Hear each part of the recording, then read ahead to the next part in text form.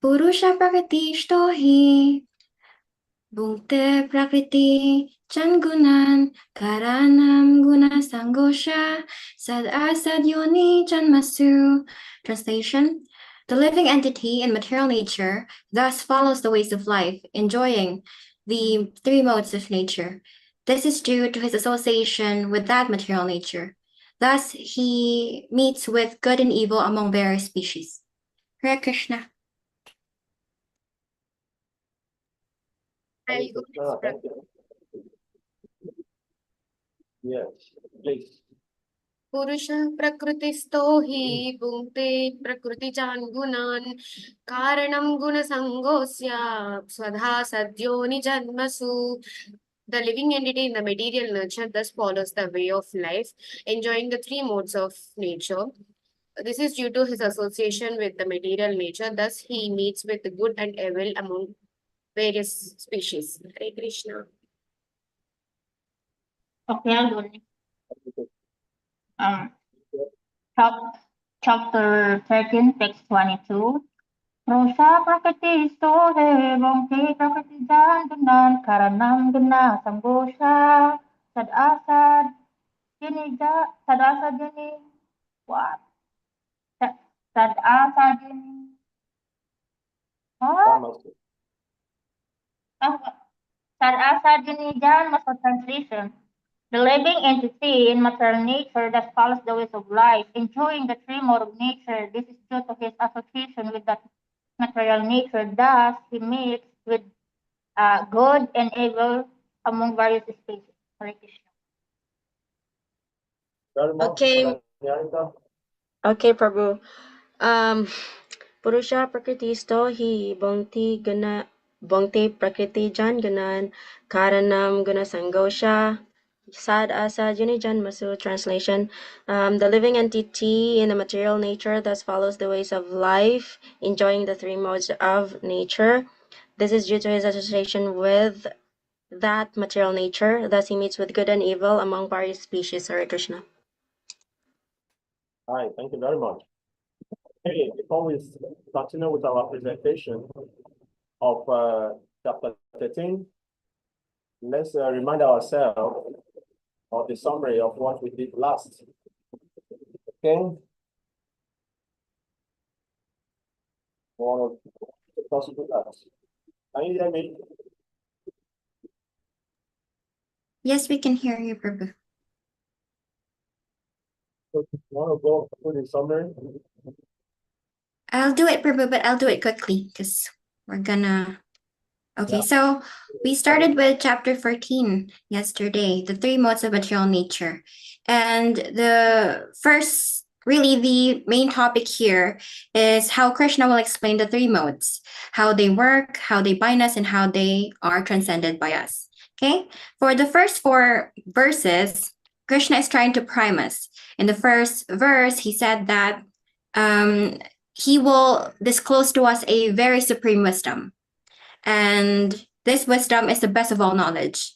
And in text 2, he said that this wisdom is actually the way to attain the transcendental nature, okay, his transcendental nature. And so in text 3, he said that he is the source of everything. And so he impregnates everything, which makes it possible for the birth of all the living beings in the universe.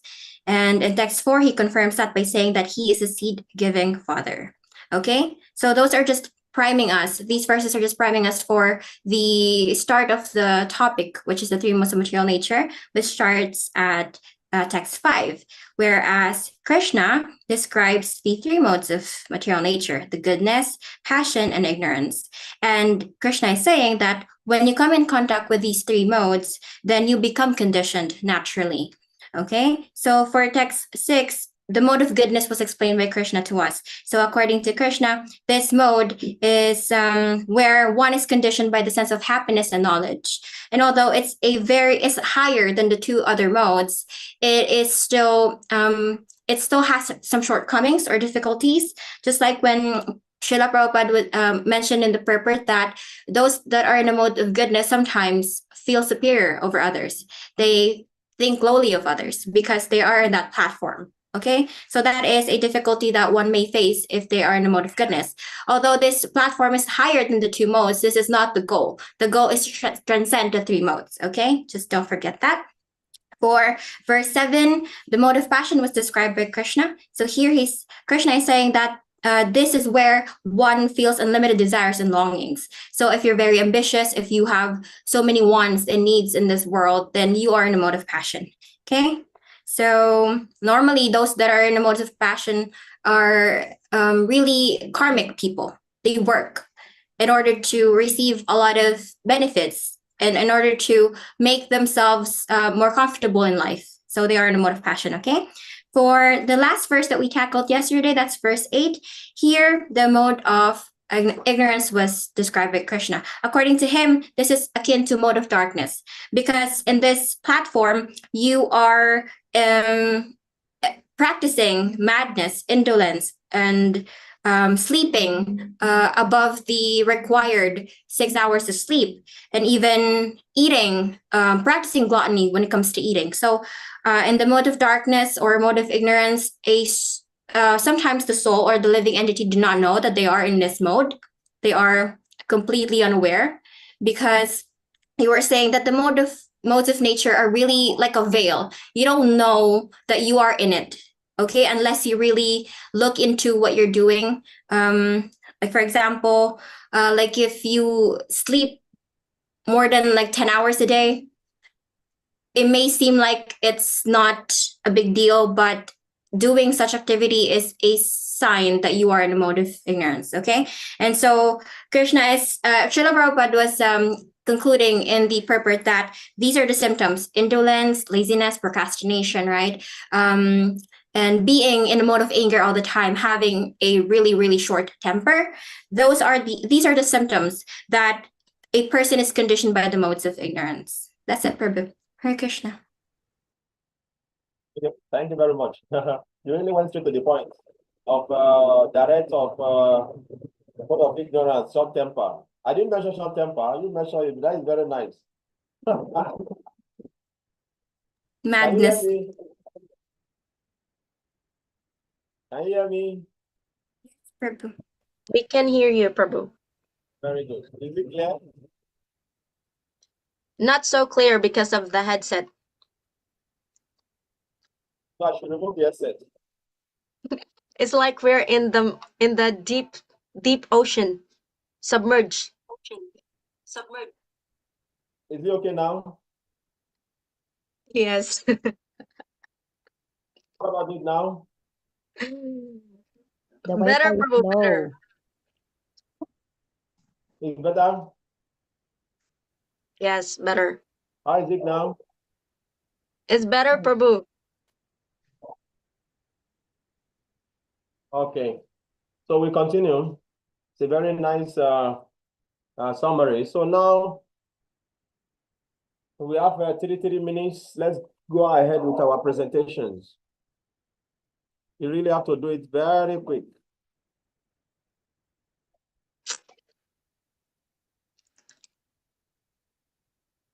Okay. Who want to start? Okay, number one has to start. That is I am the first presenter, Prabhu.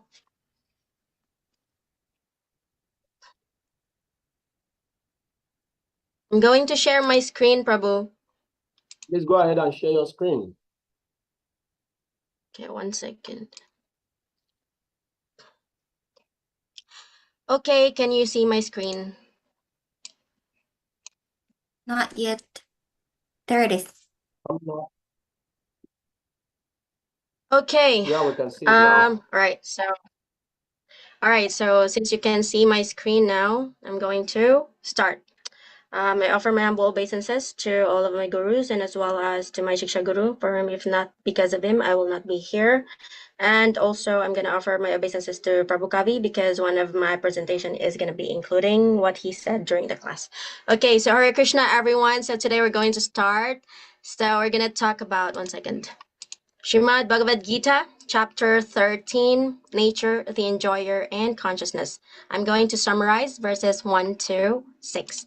And this is instructed by Prabhu Kavikarnapura Dasa and presented by yours truly, Niharika.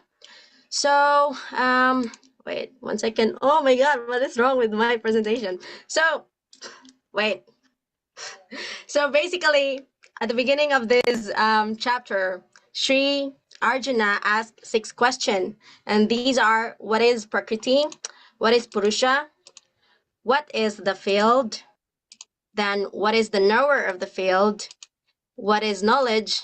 And what is the object of knowledge?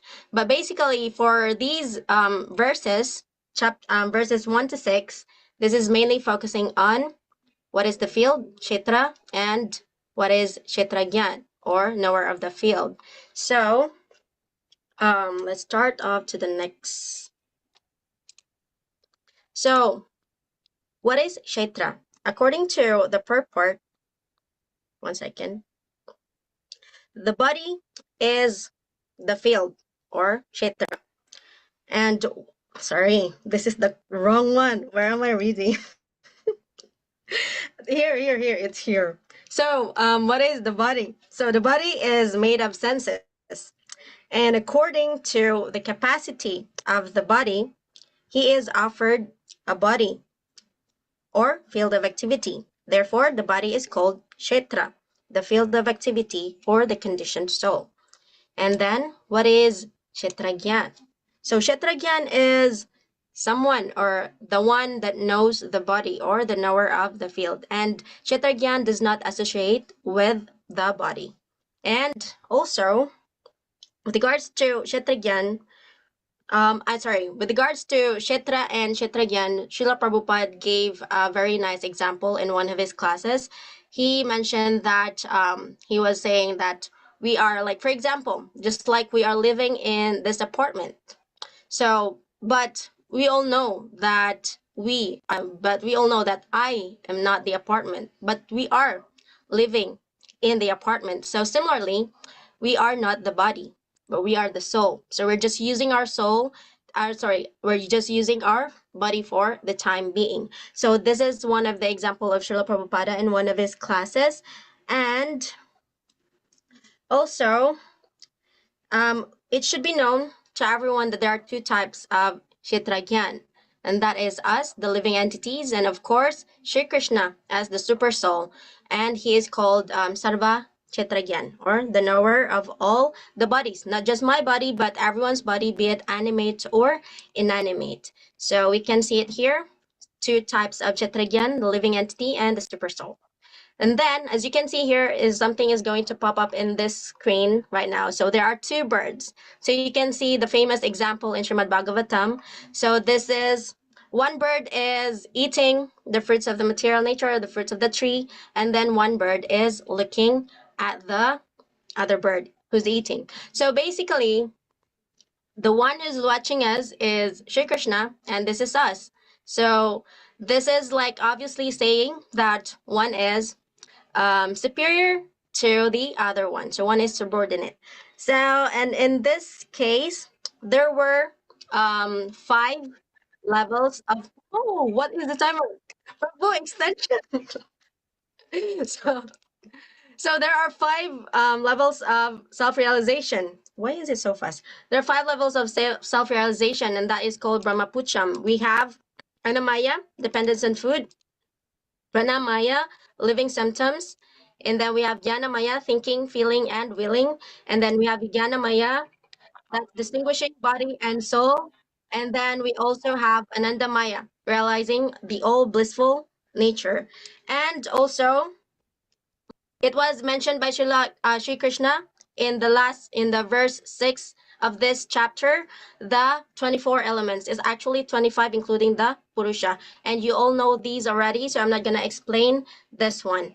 And basically, this constitutes the body and as well as the material world. And when conclusion for this one, so this is what Prabhu Kavi said in one of our classes. So when you rise above the material nature, you will not be affected by the interactions of the material nature. But when you consider that you are the body, then the interactions will affect you.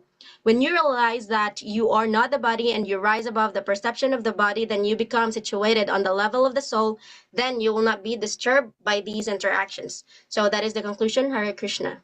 That's the end of my presentation. Hare Krishna. Thank you. I hope you are taking notes. We are going to give feedback to everyone.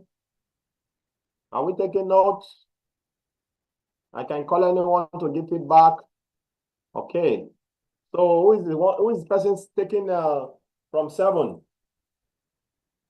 Me, Prabhu. I'll share my screen. It's a very simple presentation. Let's go ahead. Please do tell me if you're going to start the timer, Prabhu. Yeah, that is.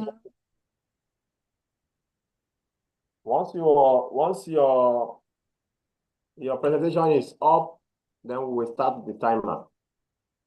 Okay, so let's start now. Good evening. My presentation for Okay, tonight is Okay. 3 minutes. My presentation for tonight is a summary of verses 7 to 12 of chapter 3, Nature, the Enjoyer, and the Consciousness of Srimad Bhagavad Gita. Okay, so let's pick up where the previous reporter left off. So in verses 6 to 7, the field of activities and its connection with the interactions is the emphasis of this chapter or this verse. Okay, so basically, if you put it into simple terms, the Supreme Lord plants the 3 modes of material nature, and as living entities interacts with those modes of material nature, and this interactions produces the desire, hatred, happiness, distress, etc. that you're seeing on the screen. Okay, and just to clarify, the interactions, it occurs within the field of activities or within the 24 elements. Okay, so that's the simplification of verses 6 to 7 if you think about it. So let's go ahead to the next verse since we only have a few minutes.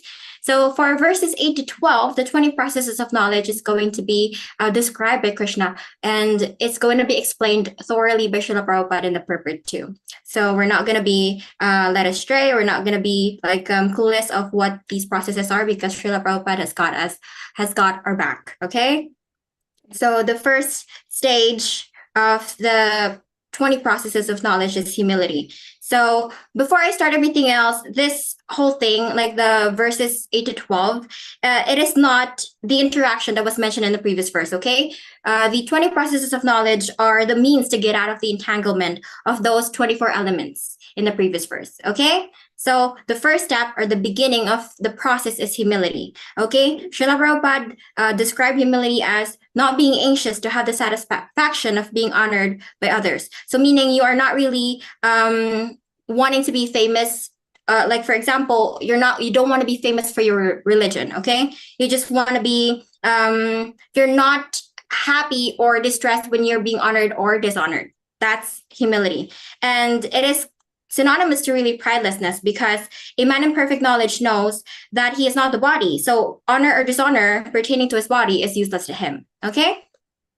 So for nonviolence, Srila Prabhupada,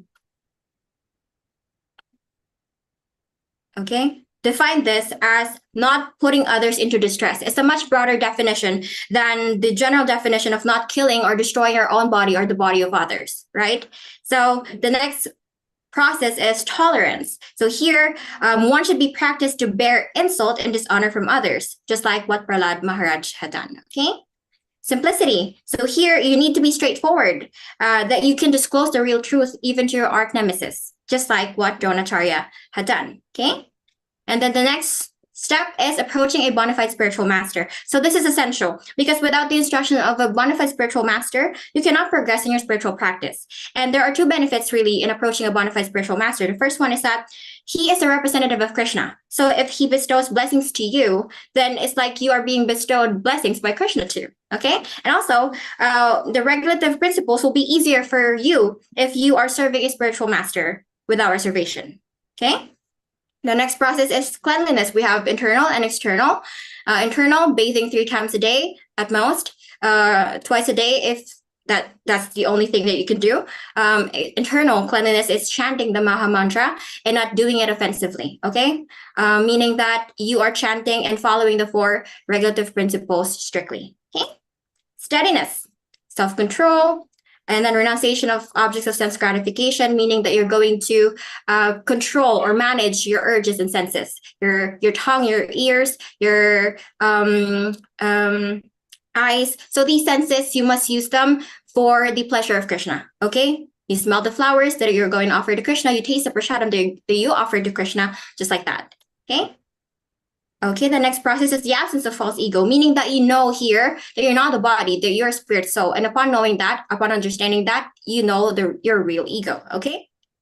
The next process is the perception of the evil of birth, death, old age, and disease. So, although these are existing, these are reoccurring in our life whenever we are being born in this world, we have to be able to understand that it's a natural process of the body. So, if you want to get out of this cycle, then you need to really focus on your devotional service and focus on understanding the Supreme Personality of Godhead. Okay.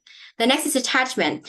Okay, Srila Prabhupada clarified this. This doesn't mean that you need to feel nothing from people or from your family. It means that you're going to make Krishna the centerfold of your life, meaning that if you have, it's connected to the next stage or step, which is meaning that if you have a family, you need not be aloof from them, but make your family be Krishna conscious too. Okay, so chant with your family, offer prasadam with your family, discuss shastras with your family, have like a discussion on Srimad Bhagavatam, Bhagavad Gita with your family. So that's the essence of these two, detachment and freedom from entanglement. Okay, you need to be able to focus these two to Krishna.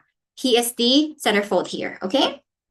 Even-mindedness amid pleasant and unpleasant events. So for this one, you have to be really neutral. That's the topic yesterday, right? Being indifferent to all of the things that is happening to you. And you need to be able to tolerate these things, because if you can't, then you will not be on the right path, okay? You will be, you need to be able to control yourself when it comes to things that puts you on a bad spot or a good spot, okay? So that's even-mindedness, that's being neutral. Constant and unalloyed devotion to Krishna. This is very important because to reach this stage, we have to practice unbreakable devotional service, meaning that you have to practice or engage in the 9 processes of Bhakti. Okay? Aspire to live in a solitary place, detachment from the general mass, self-realization. These 3 are connected because Srila Prabhupada is trying to tell us that if you really want to become in touch with your natural with your with yourself, with your soul, you have to be able to live in solitary, not be too attached from the public, not being able to be attracted to the things that the public likes, like going to the cinemas, going to restaurants with friends, going to amusement parks. These things are done by people in ignorance, okay? So these are things that you shouldn't do. And once you've reached the level of self-realization, then here you will realize that you are not God. You are actually Krishna's eternal servitor. So you're meant to serve him, meaning that that is your natural work. That's your natural calling in life, to be Krishna's servant. Okay? So once you reach self-realization, the next stage and the last stage is your philosophical search for the absolute truth. And this last stage is the perfection of knowledge, according to Srila Prabhupada in the purport. Okay, just a quick conclusion. So these 20 processes of knowledge, we need this, okay? And we need to acquire this step by step, like a staircase. Okay, so you do it beginning from the ground floor up to the top floor. And similarly, you begin from practicing humility, right? That's the beginning of your process of knowledge. Because without humility, without amanitva, then you are not going to be, you're not going to humble yourself. You're not going to be able to accept that you're just a subordinate to God, to Krishna. And only then you can make an advancement in spiritual knowledge if you have humility. Without it, it's understanding and even starting the process of knowledge is impossible. Okay, so all of these good qualities, the 20 processes of knowledge, you need to develop them to reach really the last stage, which is knowing the absolute truth, knowing the Supreme Personality of Godhead. And according to Srila Prabhupada in the purport, he concluded that this process of knowledge is the actual path. Anything speculated beyond this is nonsense. So if you accept this process, then the possibility of approaching Krishna, the absolute truth, exists. So just confirming what Krishna had already told in the verse, that all of these are knowledge, and the rest, whatever there may be, is ignorance. Okay, so thank you for listening. Hare Krishna.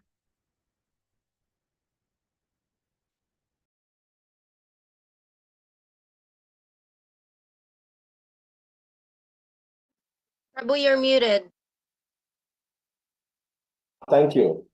Sorry, I said that, sorry, my network went off. I could not keep up with the tracking of the timing. Who was tracking for me? How many minutes Mother Nikki used? I think it was around 6 minutes, Nobody Prabhu. was taking the time. Okay, it's all right. Okay. Okay, thank you very much. It's okay, very good. Okay, so who's going next? Me, Prabhu. So now I've seen that people, 3 minutes will not be enough for them. So maybe we should give 5 minutes. Is that okay? Yes, Prabhuji.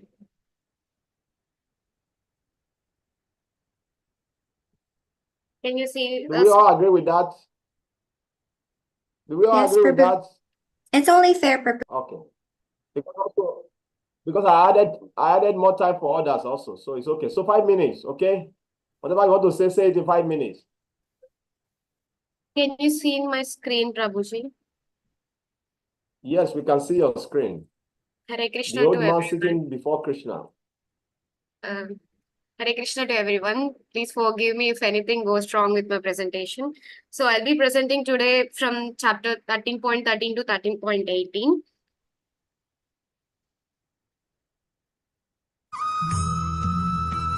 So the supreme knowledge, a journey to understand the eternal truth. So today, what is the highest truth we should seek in life? So we'll explore these verses which describe the supreme reality beyond the perception, it present everywhere. We'll start with the introduction. So what is the ultimate truth that we should seek in the life? The supreme knowledge, which understand the formless and eternal presence that presence everywhere. See here the cosmos light everywhere with divine light spreading everywhere throughout the world and all.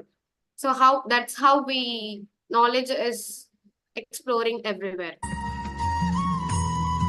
In 13.13, the object of true knowledge. So what should we strive to know? The eternal supreme reality, which Brahman that exists within all beings, knowing this leads to liberation. Just like the ocean exists beneath all the waves, but the divine pervades everything. Like the calm ocean with the waves above. Here, there is a ocean representing, even though in the waves are there, but the divinity comes with the all creation in it. Then 13.14 represents the omnipresence of the divine. Where can we find the Supreme Lord? He's everywhere, right? So he's inside and outside all the beings. He supports everything. It remains beyond the perception. Like air fills in a room but remains unseen. The divine exists in all the things. Like see in the forest or anywhere in the areas, there are trees, but the air is flowing through. We can't see, but it present, right? So like that, the divinity presents.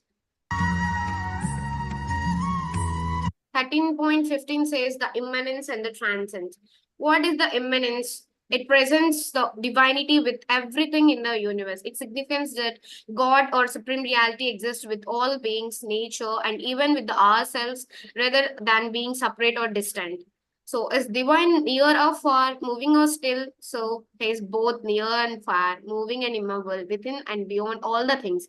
Like sun appears distant, it touches everything with his light. Like the bulb, sunlight is shining on the earth, illuminating everything.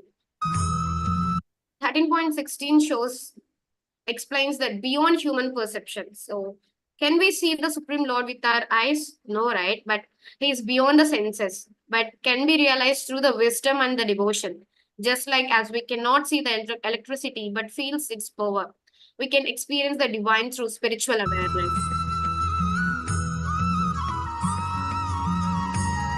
Like here, imaging shows the glowing light with a bulb representing unseen energy.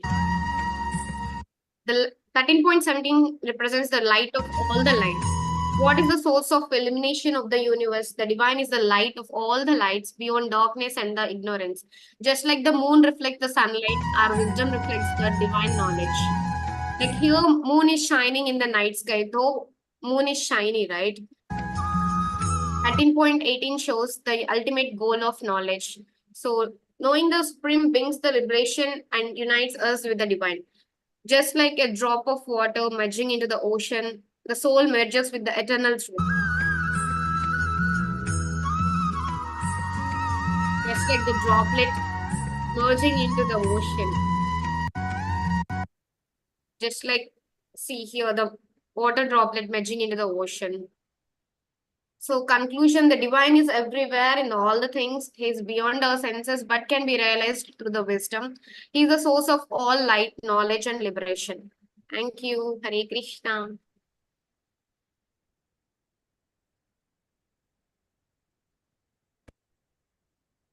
Hare Krishna. Thank you very much. Okay. Who is going next? I will do next, Prabhuji. Please go ahead, Mata.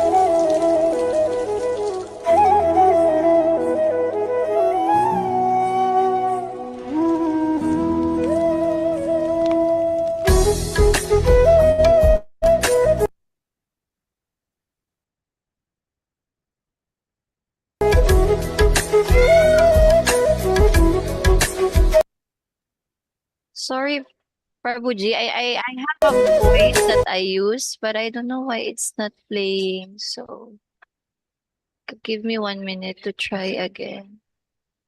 What happened? Hold on, Prabhu. Sorry. Whether you need to like share sound when you're I when you're sharing your screen. You yes, need to I tick that.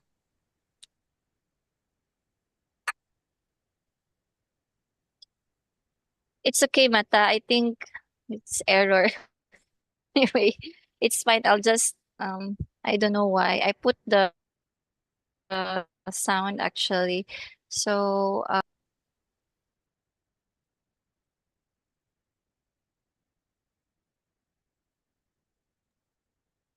It has a sound. I heard it. huh? You hear it now? I heard it earlier when you played the presentation.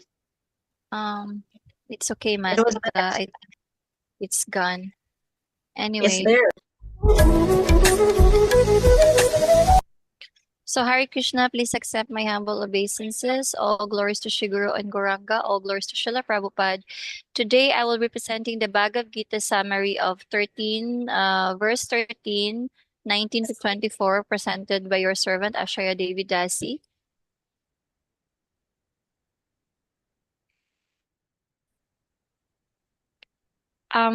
So in this chapter, these verses explore the relationship between the material nature and the living entity, the super soul knowledge that can free us from suffering and lead us towards liberations. In the Bhagavad Gita, it teaches that there are two fundamentals of realities: the material nature, the Prakriti, and the living entity, the Purusha. The material nature consists of the everything we perceive, so the body, the mind, the senses, and the soul, and the world around us. The living entity, the soul, is different from the body. It is internal and conscious. Both are beginningless, but the material nature is responsible for all changes and transformation. And then causes of actions and suffering and enjoyment. So why do we suffer? Why do we experience pleasures or pain? So the material nature provides the field of activity, but the soul, through its desire and choices, experience suffering and enjoyment. So just as seed grows into a tree, depending on the environment, our actions and thoughts shape our destiny. So we are responsible for our own happiness, our own distress, based on how we engage with the material world. The modes of the material nature. There are three modes of the material natures. In the Bhagavad Gita, in this verse, it explains that everything in the material existence influenced by the three modes of material natures. So there are modes of goodness, which is sattva. This one leads to knowledge, peace, and clarity. So passion, rajas, leads to the desires and attachments of resentless activities, while the ignorance or tamas leads to confusions, laziness, and distractions. So our associations with the modes determines the quality of the thoughts and actions. Those absorbed in passions and ignorance remain bound in the cycle of birth and death, while those in goodness move towards liberation. The super soul. But beyond the individual soul, there are another presence, the super soul or the Paramatma. The super soul is Krishna himself residing in everyone's heart. He is the observer and the perimeter and the ultimate controller of all activities. While the individual soul is affected by the modes of the material nature, the super soul remains neutral, guiding those who seek knowledge.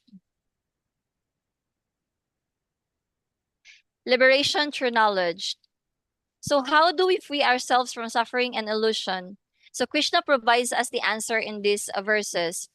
First, by understanding the difference between the body and the soul and the super soul. By recognizing the material nature that binds us, but the spiritual knowledge liberate us. Those who gain this wisdom do not take birth again, but attain eternal spiritual world.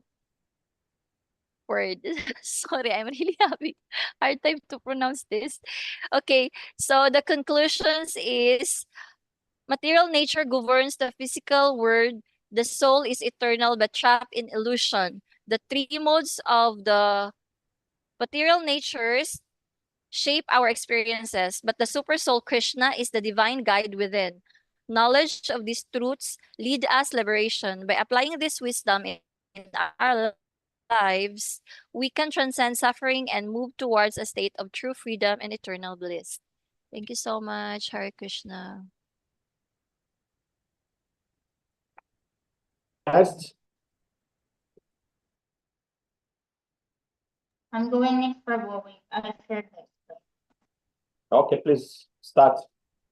Okay.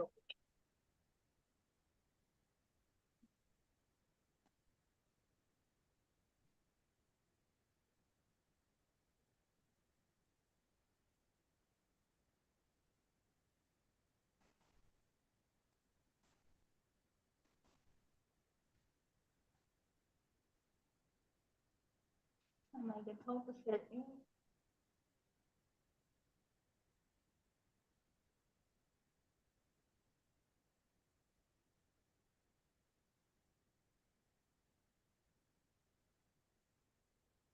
Do you see my screen, Prabhuji?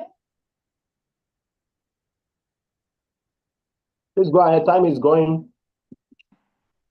Prabhu, I'm sharing my screen, but it's not working. So just present. You can just read from your. Okay. Because Okay, I'll we're start. going to. There's not so much time.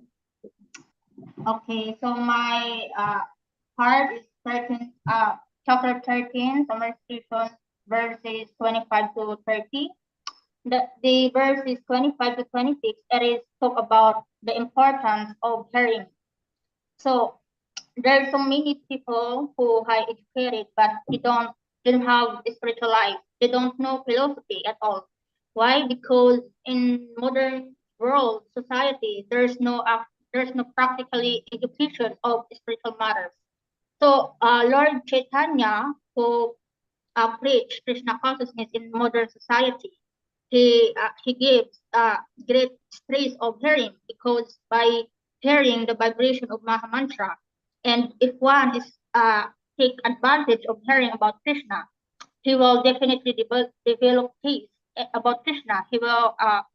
He develop love for God, and gradually he will reach the understanding who is Krishna is. So that is why hearing is very important.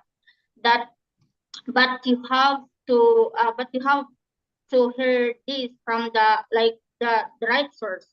because there's so many people who know Krishna, but they don't really practicing Krishna consciousness. So they can give you they can give you comments or advice, but we don't know if that knowledge they can share it to you is pure or not tainted. So that's why hearing from the authoritative person, like it's very important to take shelter of the devotees, association with the devotees, and of course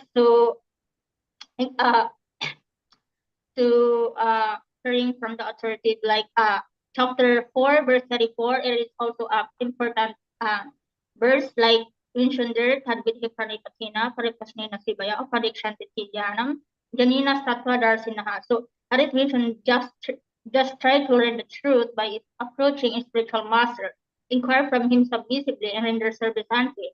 The self-realized souls impart knowledge unto you because they have seen the truth. So, it's very important to to hear knowledge from the authoritative person. So within Krishna consciousness, not from the outside.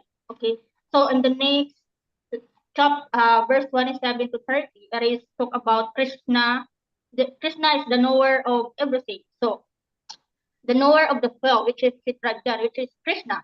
So the Chitra, the flow, which is the physical body we experience right now. So the relationship of living entity in Krishna is actually eternally going on without the touch of the superior nature of the living beings.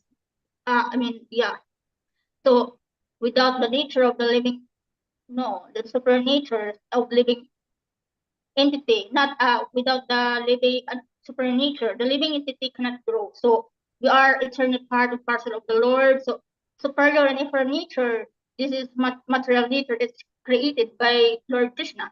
So we should not think that we are independent. I mean, we are the doer of the activities because we're not. So in verse, that's why in verse, chapter 3, verse 27, it is clearly mentioned there that Prakriti Kriyamanani Kunai Karmani Sarvaktaha and Ankara Vimodhamma Kartahaniti Manyati. So it is mentioned there that the spirit soul is bewildered by the influence of false ego, takes himself the doer of the activities, which are is actually carried out by the three mode of material nature. So very clear that all the living all living beings are controlled by the Supreme Lord Krishna. So the nature of the soul is to connect with Krishna, to serve him. So and to understand the Supreme Being, and always remember that we should always remember Krishna and never forget Krishna. That's it, Prabhu. That's my whole presentation. Thank you very much for your presentation. So who is going the last? It's me, Prabhuji. Yes, please go ahead. The screen is... I think it's combination of Meghana and Tripura. Okay.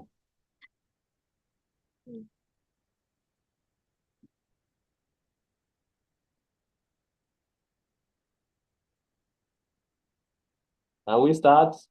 Yes, Prabhuji. Okay. Okay. Hare Krishna, everyone. Today, I'm going to summarize the verses 31 to 35 from the chapter 13, the nature, the enjoyer, and the consciousness. Okay. The soul is present everywhere. Seeing the soul everywhere is the one which we need to learn. A person with true wisdom sees the same spiritual presence in every living beings, humans, plants, animals, everywhere. Here in this slide, we can see the dog, the hen, the cat, and all. The human here, he's thinking like, who are we? We need to be able to realize we are not the body. We are the soul. We need to be able to see the soul in every living entity. Okay, now here the unmixed. Sun is being present.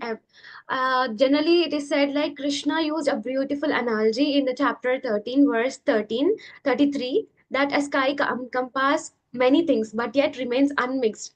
In the same way, soul does not mix with the body which it takes. Since the energy comes here, like the air is moving everywhere. The air moves from the sand, the mud, the stool, the water, everywhere, the fragrance of the flowers, but it is just yet unmixed with anything. So we should understand that the soul is unmixed with anything, and it is not entangled by the consciousness which the body have. Okay, the next slide. The illuminating consciousness. Sun being present somewhere long, very long away in the distance, yet spreads its sun rays, sunshine all over the universe. It is as same as the spirit soul present in the heart, in the left chamber of the heart, but yeah, illuminating the consciousness all over the body within the consciousness is representing the living entity. So when Krishna says in these particular verses 31 to 35 that we need to be able to realize that consciousness, that soul present in every living entity. So we should accept a spiritual master and learn to distinguish the matter and the spirit. As said in Bhagavad Gita, this becomes our stepping stone for the spiritual realization. Spiritual realization doesn't start from somewhere, like from the service or something. It starts from the realization of a soul which is present in every living entity. So we'll be able to know that material world is working by conjunctions of soul and the 24 material elements, which we discussed in the previous slides. So this is what my summary, because the last few these verses are the conclusion, like why do we need to get that realization, as we have already went through the 24 elements of the and the qualities which a person should have. So we come to a certain state of realization where we understand that soul is present in every living entity, same as how the sun is illuminating the sunshine all over the universe, being present in somewhere in the universe. Hare Krishna. Hare Krishna, thank you very much. So let's give ourselves feedback. We have 5 minutes to give feedback to everyone. So we have how many of us here? 1, 2, 3, 4, 5, 6, 7. Okay, let me give you 6 of you get presentation.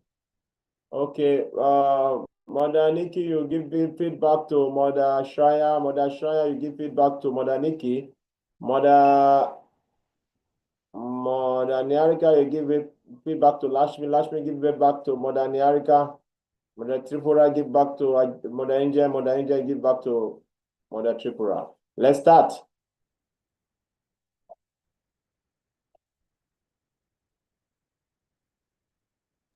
Okay, I'll start with Unmute Mother. yourself. Yeah. There's a mosquito. I'm being tested. Okay. So I will give my feedback to Mother Ashraya for her presentation covering verses 19 to 24 of chapter 13. Okay, so first, I really like the PowerPoint. The vibrant visuals are really great because it catches your eye. Sometimes when presentations are being shown to us, it gets boring when it's a little wordy. Like before, I can see your improvement, Mother Ashraya, because before you do, like, you put paragraphs in your presentation, you used to do that, but now you kind of like you've minimized it. You've made it into like phrases, which is an improvement. And so the visuals together with the shorter explanations or shorter words in your presentation is actually great. So it keeps our focus on whatever you're saying. Okay. So what else? I really like your explanation when it comes to the super soul and the individual soul. That was really clear. And when it comes to like the material nature and the living entity on verse 20, that was a really great discussion too, because you were saying that we naturally just gravitate towards material nature because it's in our nature to be attracted to those 3 modes as a living entity. And that was a really good explanation. So for the conclusion, I really like the way you phrased, where is that? You said that you mentioned the emphasis on our material entanglements when it comes to our desire and when it comes to our wants in this life. So you were saying that by gaining true knowledge and understanding Krishna's teachings, you can transcend the material existence and you can transcend these 3 modes. So that is the goal for us. That was a really great conclusion, Mother Ashraya. So all in all, it was a really, really good summary of verses 19 to 24. You did not leave anything out. You covered everything substantially. The only thing that I've noticed with your presentation, Mother Ashray, is that sometimes when you mess up some words, like for example, earlier you were saying like, oh, it's so hard to pronounce. If there are things like that happens during your presentation, just keep going forward. Just keep moving. Just don't mention it for the class because we didn't really notice it that you said words instead of world. But since you said, oh, it's so hard to pronounce, now we noticed it. You see? So sometimes you shouldn't point out those things anymore. Just keep going. Yeah, basically your whole presentation was really, really excellent. Thank you for your presentation. Hare Krishna.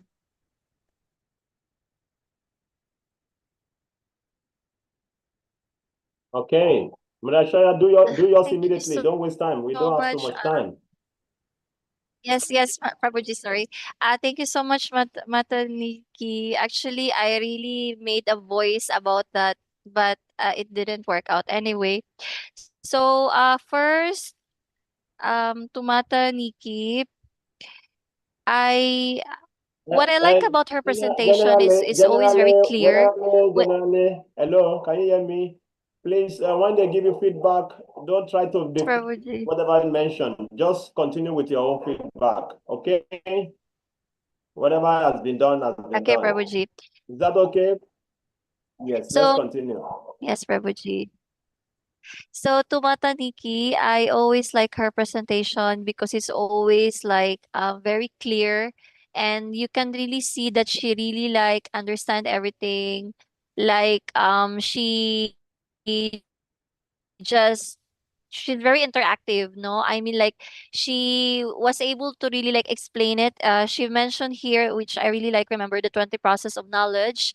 She also explained about humility, pridelessness, non-violence, tolerance, simplicity, approach, and the importance of approaching a bona fide spiritual master, which is very nice because it's like really like it's really like she explained it so clearly and it's easier to understand.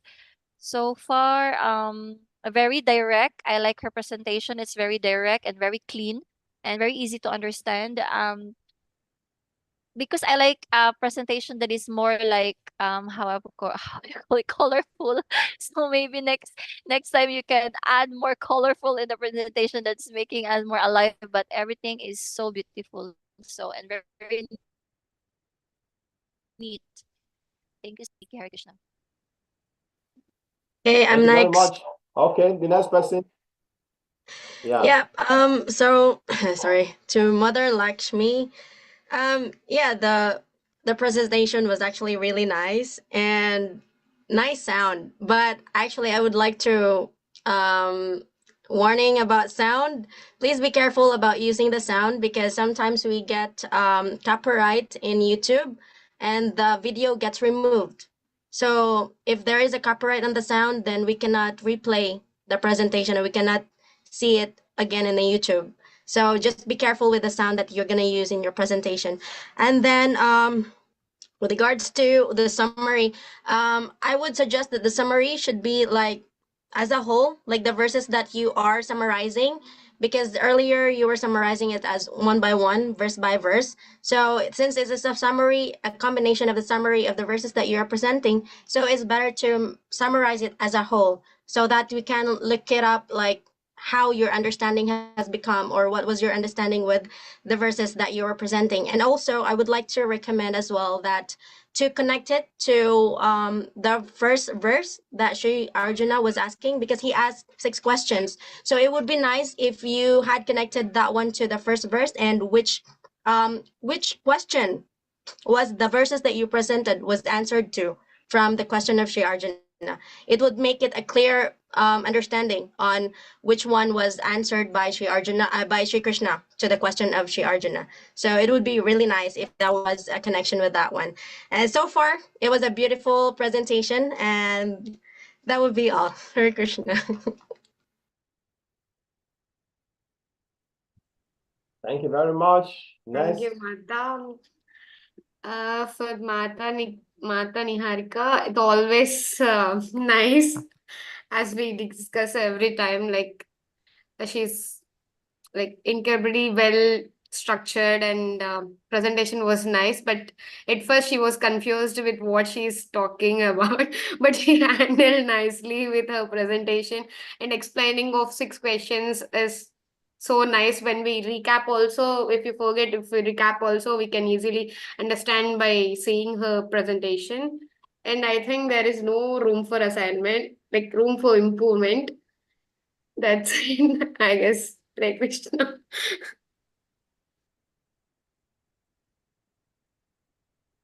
Okay. Next. Yeah, regarding to presentation of Mother Tripura, that presentation actually nice, Please but increase your volume, Mata. what?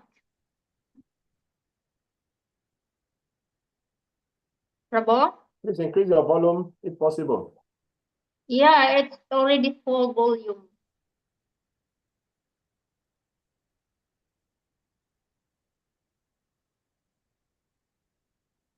Hello? Yeah, but the Yes, presentation please go of ahead. Mother Tripura actually nice, but in my side actually it's not in. Yeah, it's very nice, but in my side it's not really clear. And oh yeah, the presentation is very nice, but here in my side is not really clear, Prabhuji. So I cannot really hear what she said, the whole summarization.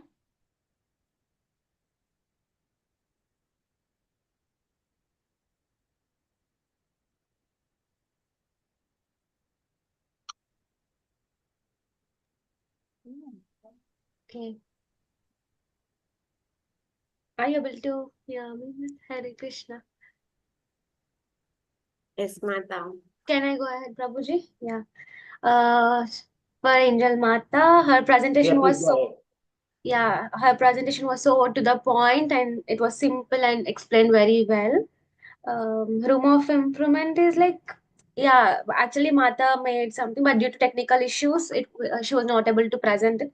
Yeah, if there was any pictorials or some presentation, it would be way more better for us to see it and learn from that. But yeah, her presentation was so nice and to the point. Hare Krishna.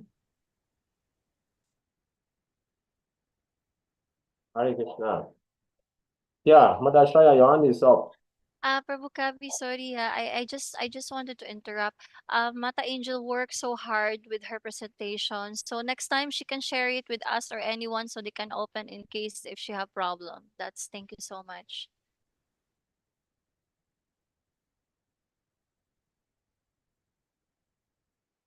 Okay, thank you very much.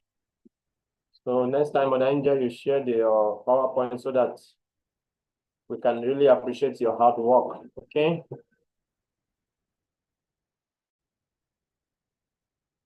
Any other contribution or some comments?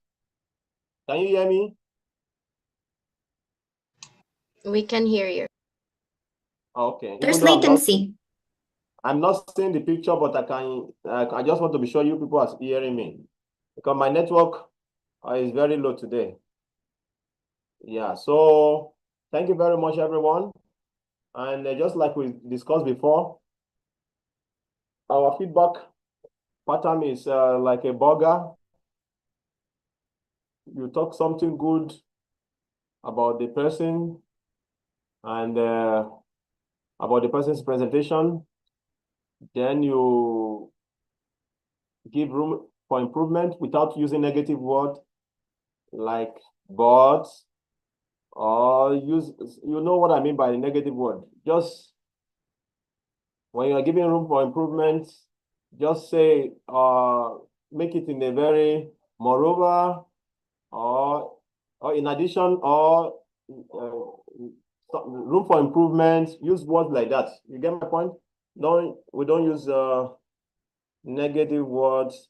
We speak, say, oh, you are doing very well, you give this one, but we don't use that. Can you get my point? Yes, Prabhuji. Is that clear? So it Yes, means that Prabhu. when we are giving the feedback, the person should not feel any negative word in our feedback. In that way, the feedback will be in the mode of goodness. Okay, thank you very much.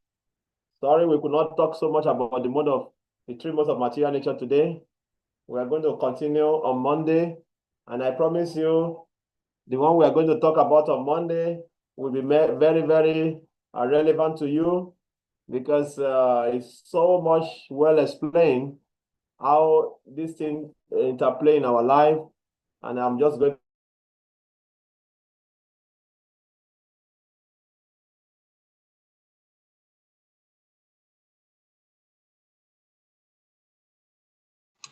Oh, he's gone.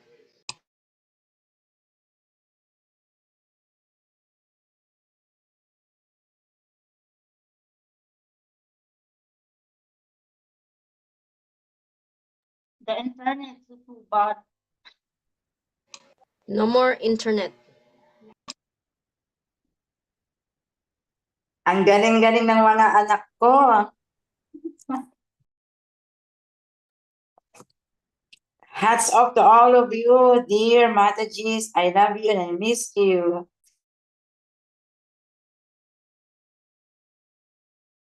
Galing nyo Dapat mag-college preaching na kayo lahat I highly recommend to all of you to go on preaching, on college preaching. When I go back there, then I will arrange for that.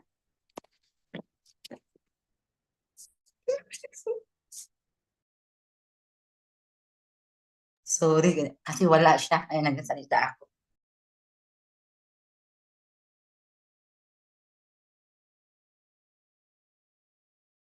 Oh, he messaged. He said, thank you, everyone. See you on Monday.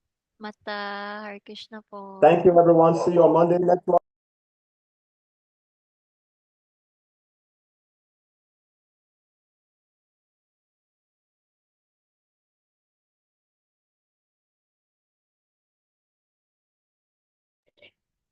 Okay, let's sing. Vancha kalpatarubhyascha kripa sindhubhya cha patitanam pavanebhyo vaishnavebhyo namo namaha. Anantakoti Vaishnava Go, Vrinda what? Prabhupada ki jai. Bye. Bye, Bye, Mata. Mata. Hare Hare Krishna. Krishna. Bye-bye.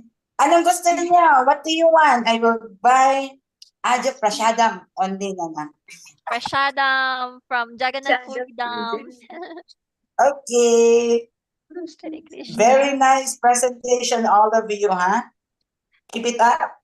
Hare Krishna. Mata. Hare Bye-bye. Krishna, See you Mata. soon. Bye-bye. See you soon. Bye-bye. See you soon on March 16. Hare Krishna. Hare Krishna.